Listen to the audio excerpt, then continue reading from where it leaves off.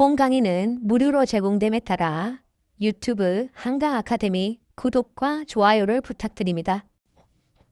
안녕하세요. 한강 아카데미입니다. 오늘은 산업안전지도사 바이블 1차 공통 필수 3과목인 기업진단지도 2018년 60번 문제부터 풀이하도록 하겠습니다. 60번. 심리평가에서 평가센터에 관한 설명으로 옳지 않은 것은 1번. 신규 채용을 위하여 입사 지원자들을 평가하거나 또는 승진 결정 등을 위하여 현재 종업원들을 평가하는 데 사용할 수 있다. 맞는 설명입니다. 2번. 관리 직무에 요구되는 단일 수행 차원에 대해 피평가자들을 평가한다. 틀렸습니다. 평가센터는 다양한 역량을 평가하기 위해 설계되므로 관리 직무에 요구되는 단일 수행 차원에 대해 피평가자를 평가한다는 설명은 올바르지 않습니다. 나머지 옳은 보기 읽어보겠습니다. 3번. 기본적인 평가 방식은 집단 내 다른 사람들이 수행과 비교하여 개인의 수행을 평가하는 것이다. 맞는 설명이고요. 4번. 평가 도구로는 구두 발표, 서류함 기법, 역할 수행 등이 있다. 맞는 설명입니다. 5번. 다수의 평가자들이 피평가자들을 평가한다. 맞는 설명입니다. 평가센터는 한 번밖에 출시되지 않긴 했지만 한번 간단하게만 살펴보겠습니다. 평가센터의 대표적인 평가 도구는 아까 4번 보기에 나왔듯이 역할 수행, 역할 연기, 서류함 기법, 집단 토의, 구두 발표 등이 있고요. 역할 수행, 역할 연기는 후보자가 특정 역할을 맡아 직면할 수 있는 다양한 업무 관련 시나리오에 대응하는 방식을 평가하는 것이고요. 서류함 기법은 업무와 관련된 의사결정을 해야 하는 상황에서 후보자의 업무 처리 능력과 우선순위 설정 능력을 평가합니다. 집단 토의는 팀 내 협업과 의사소통 능력을 평가하기 위해 여러 후보자가 함께 토론하는 방식으로 진행됩니다. 구두 발표는 주제와 기초 자료를 제시하고 발표 자료를 만들어 발표하게 한 후 정보 수집 및 활용 능력, 창의력 등을 평가합니다. 61번. 목표 설정 이론에서 종업원의 직무 수행을 향상시킬 수 있는 요인들을 모두 고른 것은 먼저 모두 고른 것은 기업, 니은, 티끌, 리을 모두 직무 수행을 향상시킬 수 있는 요인입니다. 읽어보겠습니다. 기업, 도전적인 목표, 니은, 구체적인 목표, 디귿, 종업원의 목표 수용, 리을, 목표 달성 과정에 대한 피드백. 목표 설정 이론은 로크가 주장했죠. 1960년대에 로크에 의해 개발된 심리학 이론으로 구체적이고 도전적인 목표가 직무 성과를 높이는 데 기여한다는 개념을 중심으로 합니다. 기본 전제는 구체적이며 도전적인 목표를 설정하면 수행 동기가 증가하여 더 높은 수준의 과업 수행을 유발한다는 것입니다. 목표가 어려울수록 수행은 더욱 좋아질 가능성이 크지만 직무가 복잡하고 목표의 수가 다수인 경우에는 수행이 낮아진다고 주장합니다. 또한 목표가 종업원들이 동기 유발에 영향을 미치며 피드백이 주어지지 않을 때보다는 피드백이 주어질 때 성과가 높습니다. 직무 수행을 향상시킬 수 있는 요인은 크게 구체성, 도전성, 목표의 수용, 피드백으로 구분되고요. 61번 보기, 기억, 니은, 디귿, 리을이 모두 들어가 있죠. 따라서 정답은 5번입니다. 자세한 내용은 교재를 한 번 더 읽어보시면 좋겠습니다. 62번 인사 선발에 관한 설명으로 옳은 것은 먼저 정답은 3번 올바른 불합격자란 검사에서 불합격점을 받아서 떨어뜨렸고 채용하였더라도 불만족스러운 직무 수행을 나타냈을 사람이다. 맞는 설명이고요.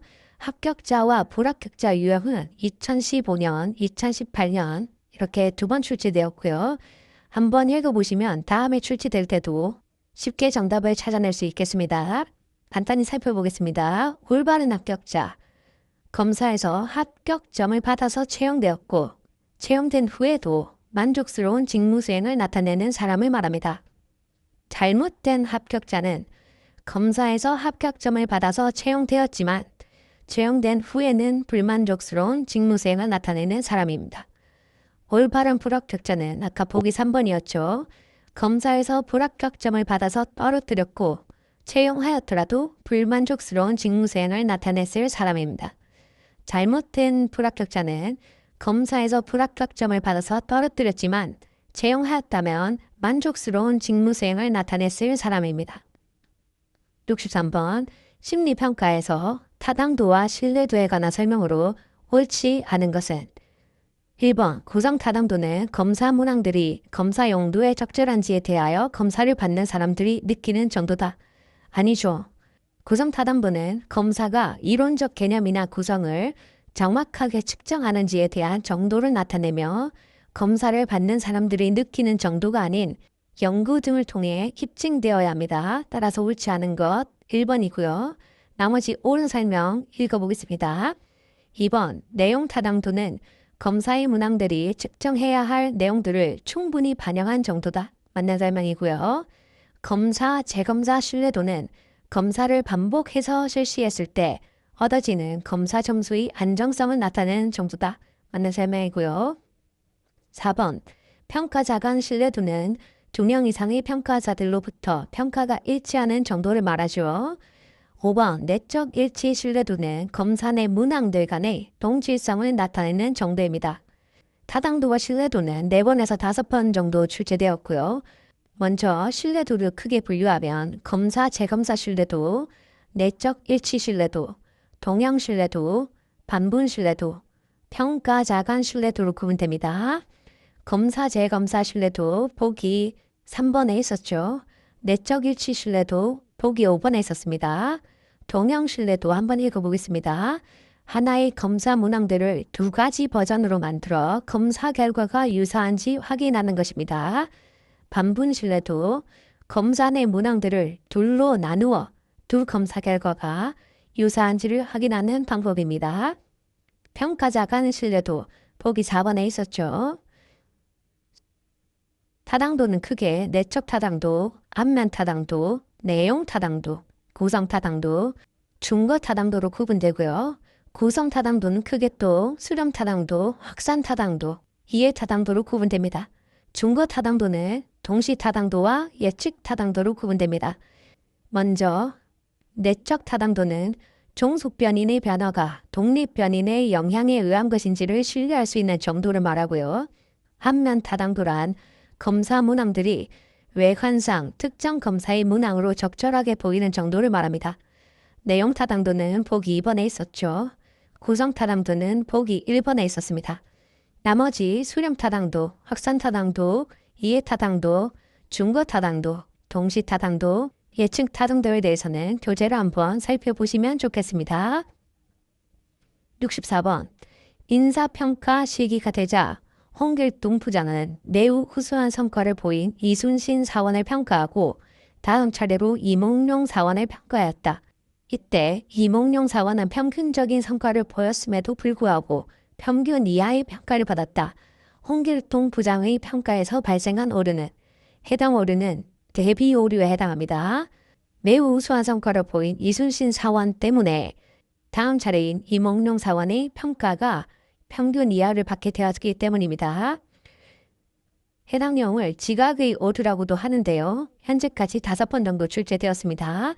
크게 중앙집중 오류, 관대화 오류, 엄격화 오류, 후감 오류, 대비 오류, 자기 본의적 편향 또는 이기적 편향으로 구분되고요. 중앙집중 오류는 평가자가 모든 직원을 평균적이거나 중간 수준으로 평가하는 오류입니다.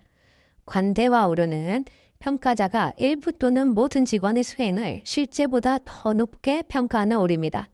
엄격화 오류는 관대화 오류와 반대죠. 평가자가 일부 또는 모든 직원의 수행을 실제보다 더 낮게 평가하는 오류입니다. 후강 오류는 평소 직원에 대한 긍정적 또는 부정적 견해가 평가에 긍정적 또는 부정적 영향을 미친 오류를 말합니다. 대비 오류는 문제 64번에 나온 내용이죠. 자기 본의적 편향, 이기적 편향은 개인이 자신에게 유리하게 정보를 해석하고 판단하는 경향을 말합니다. 65번 인간 정보 처리 이론에서 정보량과 관련된 설명이다. 다음 중 옳지 않은 것은 1번 인간 정보 처리 이론에서 사용하는 정보 측정 단위는 비트다. 맞는 설명입니다. 하이만 법칙은 선택 반응 시간과 자극 정보량 사이의 선형 함수 관계로 나타난다. 맞는 설명이고요.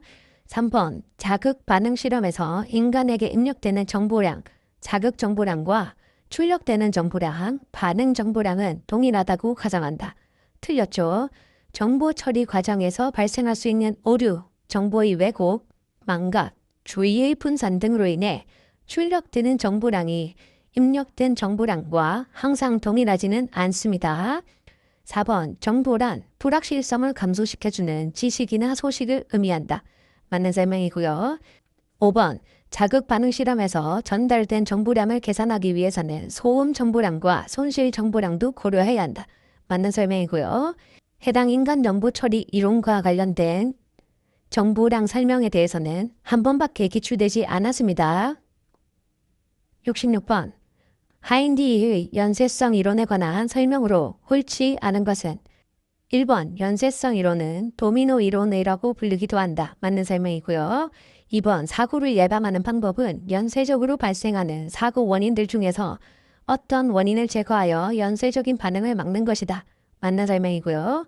3번 연쇄성 이론에 의하면 5개의 도미노가 있다. 맞는 설명이죠. 4번 사고 발생의 직접적인 원인은 불완전한 행동과 불완전한 상태다. 맞는 설명이죠.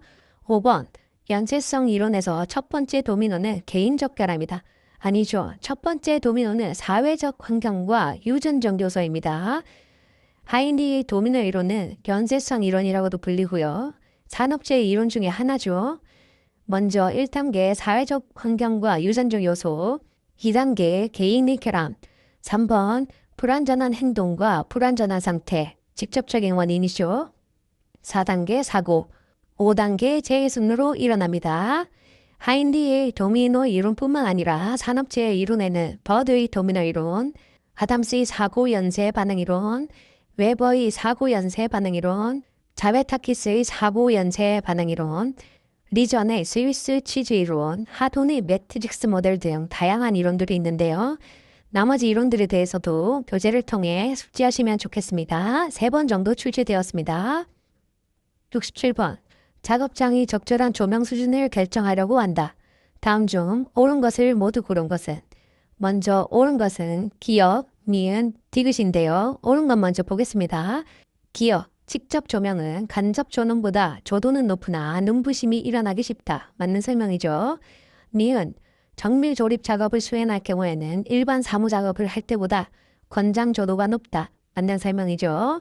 산업안전보건 기준에 관한 규칙에도 나와 있습니다. 디귿, 40세 이하의 작업자보다 55세 이상의 작업자가 작업할 때 권장 조도가 높다.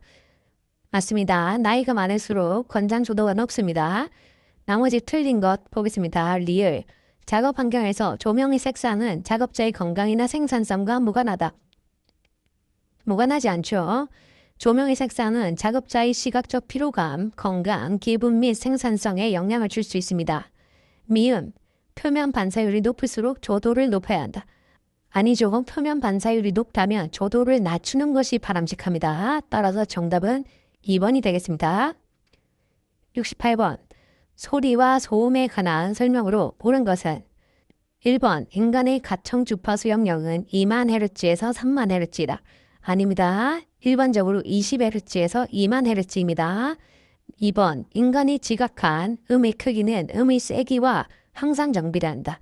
아닙니다. 정비를 하지는 않고요. 데시벨은 로그 함수를 기반으로 하는 단위입니다. 따라서 소리의 세기가 10배 증가하면 데시벨은 10데시벨 증가합니다.